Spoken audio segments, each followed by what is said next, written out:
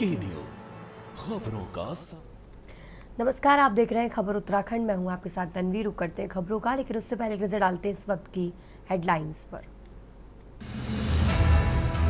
उत्तराखंड विधानसभा सत्र के 5वें दिन ध्वनिमत से करीब 1 करोड़ का बजट पारित। इसके बाद सत्र अनिश्चितकालीन के लिए स्थगित। देहरादून में अब सीधे घर पर ही मिलेगा गैस सिलेंडर। ओटीपी और ऑनलाइन बुकिंग की बाध्यता खत्म। गैस एजेंसियां अब ऑफलाइन बुकिंग स्वीकार करेंगी। देहरादून में गुंजन हत्याकांड मामले में कोर्ट ने चार्जशीट का लिया संज्ञान। 19 मार्च को तय करेंगे आरोप। अवैध खनन से जुड़ी ऑडियो वायरल होने के बाद पुलिस महकमे में मचा हड़कंप। हरिद्वार एसएसपी ने चौकी प्रभारी सहित 6 पुलिसकर्मियों को किया सस्पेंड। श्रीनगर गढ़वाल में धारी देवी मंदिर परिसर में मोबाइल फोन पर रहेगी रोक। मेयर ने बैठक में लिया फैसला। उत्तराखंड में आज फिर बदलेगा मौसम। कई जिलों में बारिश और तूफान की चेतावनी। मौसम विभाग ने जारी किया येलो अलर्ट। आप देख रहे हैं की न्यूज खबरों का सारथी।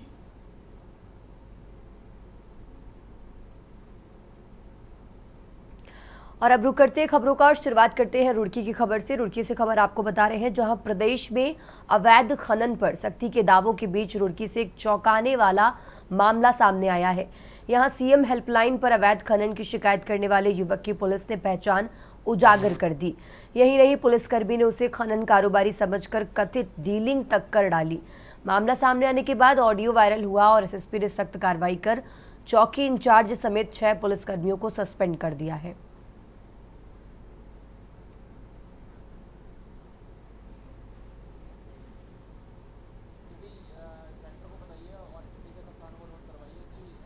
सारे जो थाना मोबाइल हैं वहाँ पे राउंड ले लेंगे। चौकी इकबालपुर, थाना जबरेड़ा, यहाँ पे एक ये आरोप लगा था। एक पुलिस कर्मचारी को किसी ने शिकायत करी, किसी व्यक्ति ने, कि एक जगह खनन हो रहा है, अवैध खनन हो रहा है। और उसके बाद जो पुलिस कर्मचारी है उसके द्वारा उसको खनन वाले को फ़ोन करा जाता है और बोला जाता है कि तुम्हारी शिकायत हुई है, तुम खनन बंद कर दो। और इस संबंध में फिर उसको बताया जाता है कि यहाँ पे कोई खनन नहीं हुआ। तो इस संबंध में एक रिकॉर्डिंग जो है वो प्राप्त हुई।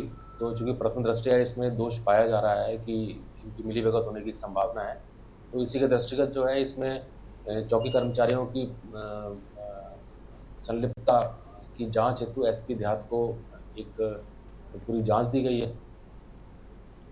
और अब खबर बागेश्वर से है, जहां उत्तराखंड की ग्रीष्मकालीन राजधानी गैरसैंण में जारी विधानसभा बजट सत्र के बीच क्षेत्रीय पार्टी उत्तराखंड क्रांति दल भी राजनीतिक रूप से एक्टिव नजर आ रही है। कुमाऊं के बागेश्वर और कपकोट विधानसभा क्षेत्रों में यूकेडी लगातार संगठन विस्तार में जुटी है। बागेश्वर के एक स्थानीय होटल में आयोजित सभा में कपकोट विधानसभा के दुगनाकुरी क्षेत्र के कई युवाओं ने यूकेडी की सदस्यता ग्रहण की। इस मौके पर मीडिया से बातचीत करते हुए यूकेडी के जिलाध्यक्ष मनोज जोशी ने गैरसैंण में चल रहे बजट सत्र पर कई सवाल खड़े किए।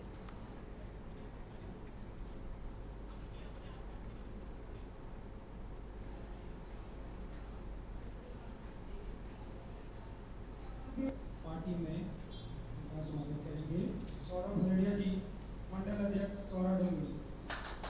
और जो बुजुर्ग आज सत्र गैरसैंण में चल रहा है वह बिल्कुल भी सही नहीं चल रहा है। जिस प्रकार से आज उत्तराखंड वासियों की, यहाँ के मूल निवासियों की, और जिस अवधारणा से उत्तराखंड राज्य को बनाया था हमारे क्रांतिकारी साथियों ने, उत्तराखंड क्रांति दल द्वारा, और 42 शहादतें दी गई थी, आज गैरसैंण में उसी का बिल्कुल माहौल बनाया गया। हमारे जो शहीद साथी हैं और जिन्होंने अपनी कुर्बानियां दी है, उनके सपनों का बिल्कुल उत्तराखंड बना दिया। जिस प्रकार से लगातार इनके बयान, इनके मंत्रियों के, विधायकों के लगातार बयान आ रहे हैं कि गैरसैंण में राजधानी, स्थायी राजधानी नहीं होनी चाहिए। उनके जो मंत्री हैं सतपाल महाराज, उनका वक्तव्य आया है कि ये गैरसैंण जो विधानसभा भवन है उसको वेडिंग डेस्टिनेशन या कॉर्पोरेट डेस्टिनेशन बनाना चाहिए।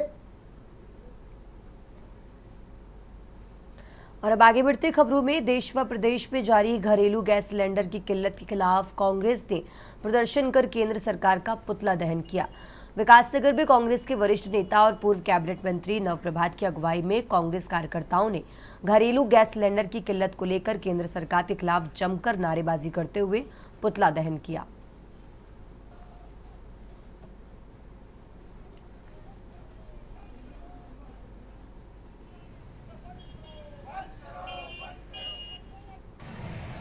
की भारतीय जनता पार्टी की नीतियां हैं, आप देख रहे हैं, बिना तैयारी के कोई भी घोषणा कर देते हैं और आज चारों तरफ जो हाहाकार मचा हुआ है गैस का, लंबी लंबी लाइनें आप लोग देख रहे हैं, हर व्यक्ति परेशान है। और जो बुकिंग है, बुकिंग का जो नंबर है वो कोलैप्स हो चुका है। अब जिलाधिकारी कह रहे हैं कि सुचारू है, तो ये किस प्रकार से सुचारू है? अब मैं कल अखबार में पढ़ रहा था कि संसदीय कार्य मंत्री ने कहा कि गैस हमारे पास पूरी तरह गैस की जो है उपलब्धता है, लेकिन आज सिलेंडर के लिए लोग मारे फिर रहे हैं। उसके विरोध में आज पूरी भारतीय जनता पार्टी सरकार के विरोध में हम लोगों ने यहाँ पे जिला कांग्रेस कमेटी सभी कार्यकर्ताओं ने यहाँ पर सड़क पर उतरकर प्रदर्शन किया है। आज देश की जनता एक बार फिर लाइनों में लगने के लिए मजबूर हो गई है। हमने नोटबंदी की लाइनें देखी थी, हमने कोरोना काल में ऑक्सीजन के लिए लगती हुई लाइनें देखी थी, और आज हम एलपीजी के लिए लाइनें लगती हुई देख रहे हैं। सरकार को अंदाज था कि एक युद्ध होने वाला है, सरकार ने तैयारी नहीं की। और अब खबर अल्मोड़ा से है, जहां सफाई कर्मचारियों ने अपनी मांगे पूरी न होने से नाराज होकर काम बहिष्कार कर दिया। कर्मचारियों का कहना है कि नगर के बांस गली निवासी एक व्यक्ति द्वारा उनके काम में व्यवधान डालकर लगातार बदनाम करने की कोशिश की जा रही है। उन्होंने सफाई कर्मचारियों के साथ अभद्रता किए जाने का आरोप भी लगाया। नगर निगम प्रशासन सहित जिलाधिकारी को ज्ञापन देने के बाद भी अब तक कोई कार्रवाई नहीं हुई है और इसी के चलते ये हड़ताल की गई।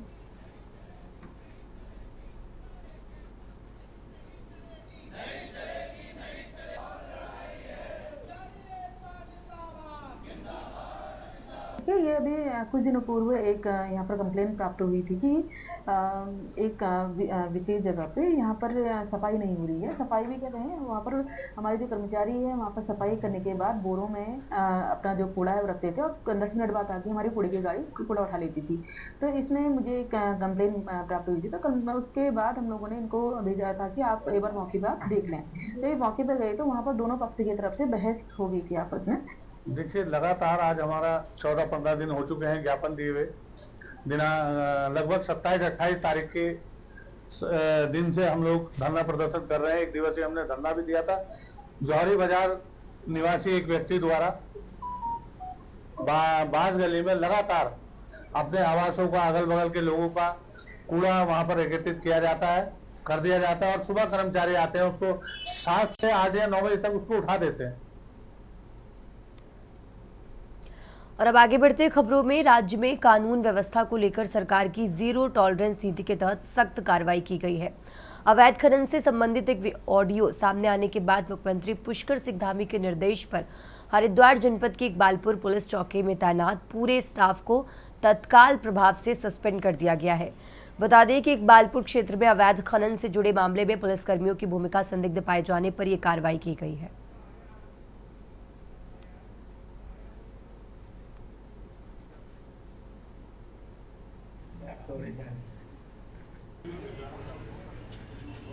देखिए, सरकार खनन को लेकर के आज आपको बताया, जिस तरह खनन में सरकार की नीतियों से आय कई गुना बढ़ी है। जो 300 कुछ करोड़ हुआ करती थी वो आज 1000 करोड़ से ऊपर खनन से आए।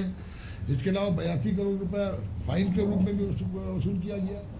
और माननीय उच्च न्यायालय के निर्देश पर एक हाईकोर्ट के रिटायर्ड जज, एक रिटायर्ड IAS सीनियर और एक सीनियर IFS ऑफिसर और एक पर्यावरण 4 लोगों की कमेटी भी है जो भी इसको देखती है। ऑनलाइन शिकायत पोर्टल भी है और उसके अलावा जिला स्तर पर जिलाधिकारियों के अध्यक्षता में कमेटियाँ हैं। तो और आप किसी भी शिकायत पोर्टल पर आप शिकायत कर सकते हैं। सरकार निश्चित रूप से उसकी जाँच कराती है और इसीलिए खनन को लेकर के हमारी जो नीतियाँ हैं पारदर्शी नीतियाँ हैं और इसीलिए जो है खनन से आय की वृद्धि भी हुई है। और अब खबर हल्द्वानी से है, जहां हल्द्वानी में जिला प्रशासन और शिक्षा विभाग ने सभी प्राइवेट स्कूलों के प्रबंधक और प्रिंसिपल के साथ बैठक करते हुए आगामी नए शिक्षण सत्र में जिला प्रशासन द्वारा बनाई गई SOP के आधार पर काम करने के निर्देश दिए हैं। सिटी मजिस्ट्रेट AP वाजपेयी ने बताया कि यदि निजी विद्यालयों द्वारा अभिभावकों को कॉपी किताब ड्रेस एक ही दुकान से खरीदने सहित फीस बढ़ोतरी को लेकर शिकायत की जाती है तो तत्काल निजी विद्यालयों के खिलाफ जांच कराकर कठोर कार्रवाई की जाएगी।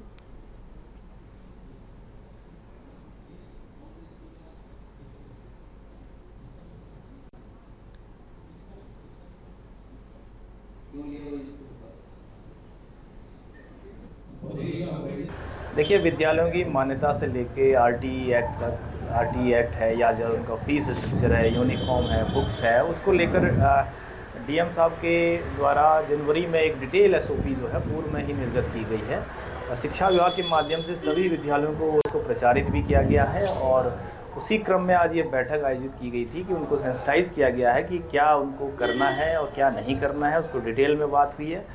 विद्यालयों की ओर से जो इश्यूज़ थे उनको भी यहाँ पे सुना गया है, उनके पक्ष को सुन के उन पर भी उनको बताया गया है, जो भी लीगल प्रोविजंस हैं उनकी जानकारी दी गई है। साथ ही बताया गया कि सत्र शुरू होने वाला है तो उसको देखते हुए जो निर्देश हैं उनका वो अक्षरशः पालन करें। यदि किसी भी स्तर पर कोई हमें शिकायत प्राप्त होती है या उसका उल्लंघन होता है तो विद्यालय के विरुद्ध शिक्षा विभाग के द्वारा कार्रवाई की।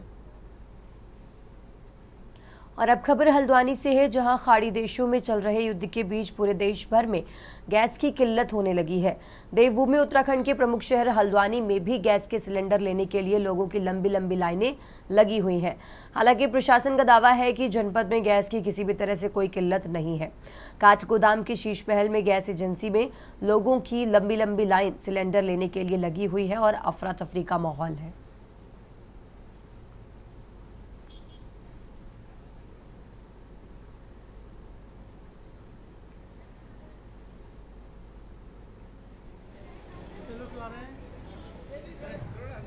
बिल्कुल नहीं है, 2 दिन से खाना नहीं बना है, 2 दिन से होटल से खाना ला रहा हूँ। बड़ी मुश्किल से तो आज बुक हुई है।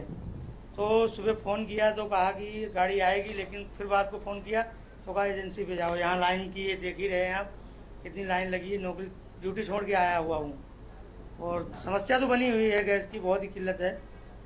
और अभी 2 दिन से तो समझो होटल से ही खाना ला रहे हैं, तो आज लाइन मजबूरी में लगना ही पड़ा आके। मैं 9 बजे से आई थी और लाइन में लगे हुए थे हम लोग, और जब हम लोग लाइन में लगे, जैसे हमारी बारी आई वैसे गैस ख़त्म हो गए। तो अभी वेट कर रहे हैं, अभी गाड़ी आने वाली है बोल रहे हैं, तो देखते हैं। क्या मोहल्ले में गाड़ी नहीं आ रही गैस की? नहीं, मैं कैंप में रहती हूँ ना, CRPF कैंप, वहाँ नहीं आ रही गाड़ी। देखिए, वर्तमान में जैसा आप सभी लोगों को पता ही है कि हमारे पास कॉमर्शियल सिलेंडर की बिक्री बंद कर दी गई है, केवल डोमेस्टिक सिलेंडर्स की बिक्री हो रही है। इसके कारण लोगों में थोड़ा संशय की स्थिति उत्पन्न हो गई है और पब्लिक के बीच में मैसेज जा रहा है शायद गैस की कम किल्लत हो रही है, जबकि ऐसा नहीं है। गैस हमारे पास जो घरेलू गैस है वो पर्याप्त मात्रा में है। चूँकि इधर कुछ दिनों से देखा जा रहा है, जब से इस प्रकार की बातें शुरू हुई है, लोग एक संशय की भावना से, घबराहट के मामले में से अपने गैस को जल्दी बढ़ाना चाह रहे हैं। तो में बहुत फर्क है और गैस की बड़ी किल्लत है। कॉमर्शियल सिलेंडर को मिल ही नहीं रहा है। एक आध लोग कोई हैं दे रहे हैं सिलेंडर इंदिरा एजेंसी वाले, बाकी से फिलहाल इस समय कोई सपोर्ट नहीं मिल रहा है। शादियों का सीजन भी है, किस तरह से? शादी का सीजन भी है, लोग ऑर्डर्स भी हैं, इंडक्शन में कैसे करना पड़ रहा है। तो हम नहीं बोल सकते, बट हमें जो चीज़ आई थी ये बोला था कि मैंने में एक सिलेंडर मिलेगा, ठीक है। अब हो क्या रहा है, हमारे पड़ोस में देवल चौक में एक लेडीज़ है, हमें इतना मालूम है, उसको आज 1 महीना 10 दिन हो गए हैं। वो बेचारी मैसेज लेते फिर रही है, दिखा रही है मैसेज में देख लो, मैसेज में देख के मेरे फ़ोन में आज 1 महीना 10 दिन हो गए हैं, मेरा सिलेंडर बुक कर दो। कोई सुनवाई नहीं है बेचारी की। वो सुबह से शाम तक जा रही है, कोई सुनवाई नहीं है। ब्लैक में उसको ऑफर कर रहे हैं लोग, ले लो। कि उपलब्धि ना होना एक तो एक किल्लत थी, पर उसके बाद जो धांधली हो रहा है इसके साथ, जनता को जो एक सरकारी रेट मुहैया थी, उसके अलावा जो ब्लैक किया जा रहा है सिलेंडर, इस पर कमिश्नर रावत जी को भी ध्यान देना चाहिए, संज्ञान में लेना चाहिए उनको इस बात को कि जो गरीब तबके के लोग हैं, जो गरीब लोग हैं, जो 800 साढ़े 800 रुपये का सिलेंडर भी लेना जिनको भारी पड़ता था, जिनको 1600-1700 रुपये का सिलेंडर देना पड़ रहा है, ब्लैक में लेना पड़ रहा है। और अब रुक करते अगली खबर का। प्रदेश के चमोली स्थित भराड़ीसैंण के गैरसैंण में विधानसभा बजट सत्र का 5वां दिन रहा। बता दें कि सदन के दौरान अब तक 255 प्रश्न आए, जिनमें से 155 भाजपा विधायकों के व कांग्रेस द्वारा 67 और निर्दलीय द्वारा 33 प्रश्न पत्र रखे हुए हैं। वहीं इस विषय पर चर्चा करते हुए भाजपा प्रदेश प्रवक्ता कमलेश रमन ने कहा कि भाजपा विधायकों द्वारा सबसे ज्यादा प्रश्न रखना पारदर्शिता व अपने काम के प्रति सचेत होना दर्शाता है।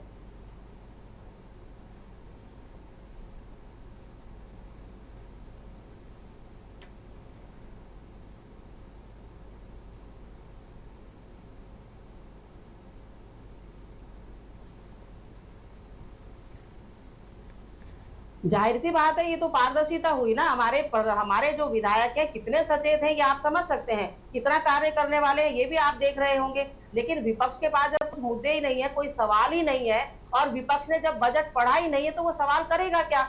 मुख्यमंत्री जी ने सही तो कहा विधानसभा सत्र के अंदर कि अगर एक बार विपक्ष बजट हमारा पढ़ लेता तो वो सवाल जवाब भी करता, और हर सवाल का जवाब देने के लिए माननीय मुख्यमंत्री जी वहां खड़े हैं, हमारे मंत्री वहां पर हैं, और अगर हमारे विधायक सवाल पूछ रहे हैं तो ये तो बहुत अच्छी बात है। इसका मतलब तो यही हुआ कि प्रदेश की सरकार बेहतर काम कर रही है, अच्छा काम कर रही है, और हमारे विधायक जो है काम कर अपने क्षेत्र के प्रति बहुत ज्यादा सचेत है, जनता के प्रति जवाबदेही है और विश्वास पर खरे उतर रहे हैं। और अब खबर डोईवाला से है, जहां क्षेत्र के प्रेमनगर में महंगाई और घरेलू गैस सिलेंडर की कमी को लेकर महिला कांग्रेस कार्यकर्ताओं ने प्रदर्शन किया। प्रदर्शन के दौरान महिलाओं ने सड़क पर चूल्हा रखकर खाना बनाते हुए सरकार के खिलाफ विरोध दर्ज कराया।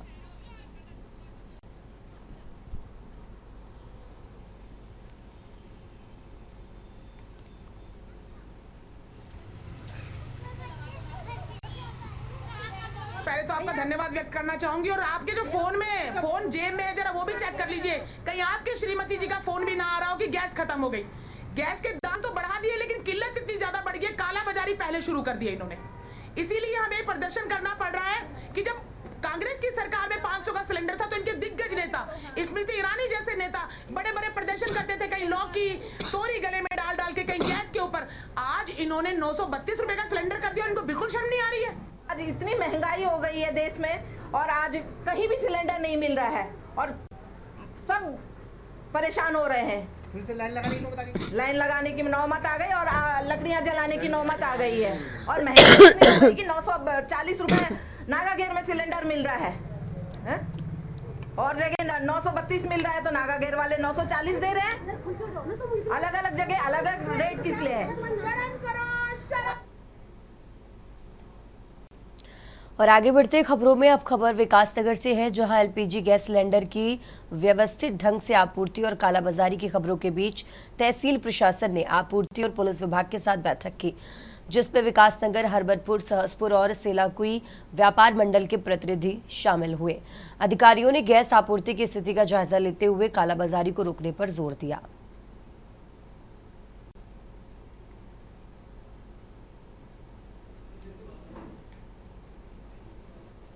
जो मध्य पूर्व एशिया में जो संघर्ष के चलते गैस की आपूर्ति में जो व्यवधान हुआ है, उसमें आम जन को जो घरेलू उपभोक्ता है उनको किसी तरीके की परेशानी न हो, उसको ध्यान में रखते हुए कल जिलाधिकारी महोदय द्वारा प्रत्येक सब डिवीजन लेवल पे कमेटी का गठन किया गया है, जिसमें सीओ साहब और पूर्ति विभाग और भाजपा विभाग के अधिकारी दल को रखा गया है, जिनका काम जो गैस की सप्लाई है उसको आपूर्ति है उसको बनाए रखने के साथ साथ जो वितरण हो रहा है। अभी हमें प्रशासन द्वारा आज की बैठक बुलाई गई थी, उसमें व्यापार मंडल और विशेषकर जो होटल व्यवसाय से जुड़े लोग हैं उनको बुलाया गया था, और हमें जो प्रशासन द्वारा कहा गया है वो ये कहा गया कि जो घरेलू सिलेंडर है वो तो हम लगाते ही नहीं, हम तो कमर्शियल सिलेंडर का इस्तेमाल करते हैं। और अब खबर कोटद्वार से है, जहां आसपास के क्षेत्रों में रसोई गैस सिलेंडर को लेकर उपभोक्ताओं में मारामारी दिन प्रतिदिन बढ़ती जा रही है। पर्याप्त गैस होने के बावजूद जहां एक और गैस किल्लत दिखाई दे रही है, इसलिए गैस एजेंसियों में सुबह से ही लोगों की भीड़ जुट रही है।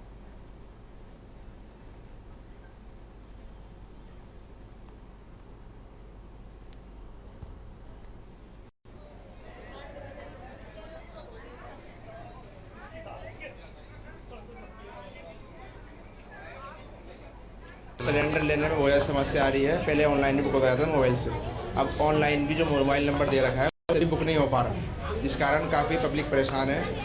अपना आदमी काम धंधा छोड़ के, लेबर क्लास आदमी अपना काम छोड़ करके आ रहा है, दिहाड़ी छोड़ करके आ रहा है, बड़ी समस्या आ रही है बहुत ज़्यादा। तो उसके लिए सरकार को चाहिए कि इसके लिए जल्द से जल्द इंतजाम करें। और लोगों ने कहा बुक कराओ, तो मैं आज बुक कराने आई। यहाँ आके पता चला KYC कराओ, KYC कराई और अब वो बोल रहे हैं कि 3 दिन के बाद आएगी, 4 दिन के बाद आएगी, सच्चाई कुछ पता नहीं है।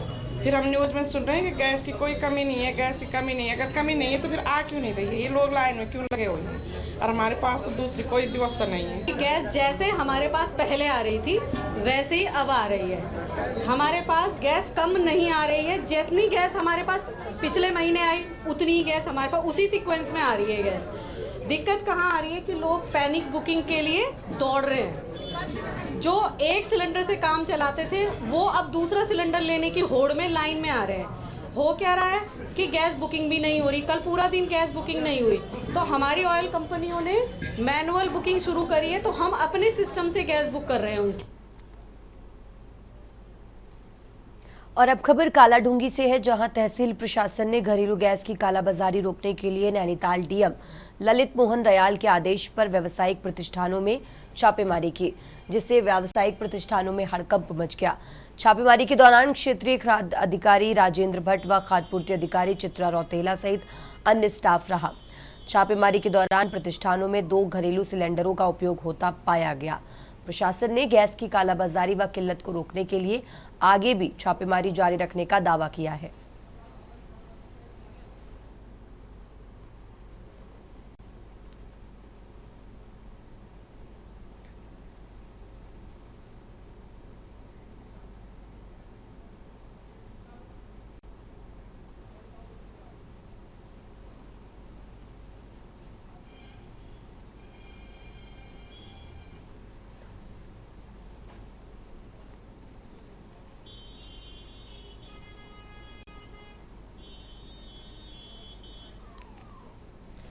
और अब आगे बढ़ते खबरों में, देवों की भूमि कहे जाने वाले उत्तराखंड में हर साल चलने वाली उत्तराखंड की विश्व विख्यात चारधाम यात्रा का आगाज एक बार फिर होने जा रहा है।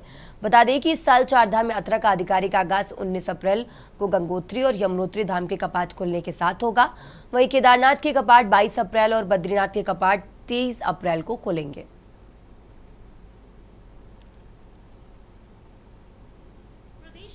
हड्डी कही जाने वाली चारधाम यात्रा को शुरू होने में कुछ ही हफ्ते शेष रह गए हैं। राज्य सरकार व मंदिर समितियां जोर शोर से तैयारी करते हुए नजर आ रही हैं। लगातार हो रही सरकार व मंदिर समितियों की बैठकों के दौर में मंगलवार को बीकेटीसी अध्यक्ष हेमंत द्विवेदी की अध्यक्षता में हुई बद्री केदार मंदिर समिति की बैठक के दौरान यात्रा से जुड़े कई बिंदुओं पर चर्चा करने के साथ चारधाम यात्रा में गैर हिंदुओं के प्रवेश पर रोक लगाने का प्रस्ताव रखा गया है, जिसके बाद मंदिर समिति से जुड़े सदस्यों व कई तीर्थ पुरोहितों के द्वारा इस कदम को सराहनीय भी बताया गया। हालांकि मुख्यमंत्री धामी का कहना है कि इस विषय पर अभी उनके पास पूरी जानकारी नहीं है, लेकिन मंदिरों के हितधारकों से वार्तालाप करने के बाद ही आगे का काम किया जाएगा। लेकिन विपक्ष लगातार इस विषय को लेकर सत्ता पक्ष भाजपा पर सवाल खड़े करते दिखाई दे रहा है। विपक्ष का मानना है कि श्रद्धा व आस्था के बीच किसी को रोकने का कोई अधिकार किसी के पास नहीं है, तो वहीं दूसरी ओर सत्ता पक्ष का मानना है कि अन्य धर्म से जुड़े लोग अगर चारधाम यात्रा के दौरान आते हैं तो उनकी आस्था भी यात्रा से जुड़ी होनी चाहिए। जो आस्था के खिलाफ है उनको रोकने के लिए ये नियम बनाया जा रहा है। देखिए, जो बद्री केदार मंदिर समिति की आज बोर्ड की बैठक संपन्न हो गई और वर्ष 2026-27 के लिए जो हमारा बजट है वो भी 121 करोड़ 7 लाख रुपए का बजट पारित हुआ है, जो आगामी वित्तीय वर्ष 26-27 के लिए। बहुत सारे महत्वपूर्ण विषयों पर चर्चा हुई है। मंदिर के द्वारा देश भर से आने वाले लाखों श्रद्धालुओं को किस प्रकार से हम सुगम और सरल दर्शनों की व्यवस्था करें, उस पर पूरी चर्चा हुई है। उसका रोड मैप पूरा तैयार किया गया है। और जो सबसे महत्वपूर्ण विषय था कि जो श्री केदारनाथ जी और श्री बद्रीनाथ धाम में गैर सनातनियों का पूर्णतः प्रतिबंध को लेकर आज भी बोर्ड में पूरी तरह से ध्वनिमत से पारित हो गया कि हमारे जो दोनों धाम है, जो अधीनस्थ हमारे जो 47 मंदिर हैं, उन पर पूर्णतः जो है कि गैर सनातनियों का, गैर हिंदू का प्रवेश प्रतिबंधित रहेगा। लगातार सरकार के द्वारा, माननीय मुख्यमंत्री जी के द्वारा और मंदिर समिति के द्वारा चारों धामों में और विशेषकर बद्री केदार में गैर हिंदुओं के प्रवेश को लेकर लगातार पाबंदी की जो बात कर रहे हैं उसका हम पूर्ण रूप से स्वागत करते हैं और हम सहयोग भी करने के लिए तैयार हैं। और कल ये भी सुनने में आया है कि बद्रीनाथ में जो सिंह द्वार है उससे आगे गैर हिंदुओं के प्रवेश पर पूर्ण पाबंदी लगा दी गई है। लेकिन विषय ये भी होता है, ये भी आता है कि लगातार बद्री केदारनाथ में देश के बड़े बड़े गैर हिंदू, बड़ी बड़ी फिल्म स्टार के लोग लगातार बाबा केदार में और बद्रीनाथ में आते रहते हैं। लेकिन ये सिंह द्वार ये पाबंदी की बात जो हो रही है वो सिर्फ एक आम गैर हिंदुओं के पाबंदी के लिए है, या जो लगातार गैर हिंदू बद्री केदार में आ रहे हैं या अब आएंगे।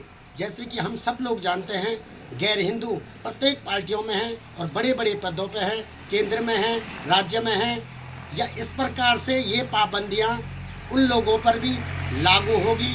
बद्री केदार मंदिर ने क्या फैसला लिया है अभी पूरी तरह से सरकार के पास नहीं आया है, लेकिन हम लोग एक्ट को देखेंगे। सरकार की जो वहाँ पर स्टेक होल्डर्स और बद्री केदार मंदिर समिति और हमारे तीर्थ पुरोहित और जो एक्ट हैं पहले से मान्यताएं हैं उन सब का अध्ययन करेंगे, उसके बाद उस पर जो है आगे बढ़ेंगे। जहाँ पर आस्था का केंद्र मामला है वहाँ पर कोई भी जाति, कोई भी धर्म के व्यक्ति को रोकने का अधिकार किसी को नहीं। जब हम गुरुद्वारा जा सकते हैं, हम प्रियान कलियर जा सकते हैं, हम जो है चर्च में जा सकते हैं, तो क्यों नहीं मुस्लिम समाज के लोग चार धाम यात्रा कर सकते हैं। ये जो है भाजपा ही कर सकती है, इस तरह की जो है कार्रवाई, बाकी और कोई नहीं कर सकता। बद्री केदार मंदिर समिति के द्वारा चारधाम यात्रा के दौरान गैर हिंदुओं पर रोक लगाने के विषय ने आगामी चारधाम यात्रा के शुरू होने से पहले प्रदेश की सियासत में हलचल पैदा कर दी है। विपक्ष लगातार सत्ता पक्ष भाजपा पर आरोप लगाता नजर आ रहा है। विपक्ष का कहना है कि भाजपा लगातार धार्मिक विषयों के जरिए ही चुनावों में अपनी जीत पक्की करने की जद्दोजहद करती नजर आती है। साथ ही भाजपा धार्मिक परंपराओं और आस्था को राजनीतिक रूप देने का प्रयास भी कर रही है। वहीं विपक्ष की माने तो देश संविधान से चलता है, जिसके तहत देश का हर नागरिक कहीं भी जा सकता है। इसके बाद सत्ता पक्ष भाजपा ने विपक्ष पर पलटवार किया है और आस्था से जोड़ते हुए अपने बयानों को सामने रखा है। देखिए, इसमें एक सवाल तो आता है, अगर ये किसी भी धर्म की कट्टरता के ऊपर सवाल उठता है। लेकिन जहां तक हमारे उत्तराखंड की बात है, हम लोगों ने पहले से ही एक चीज का माना है कि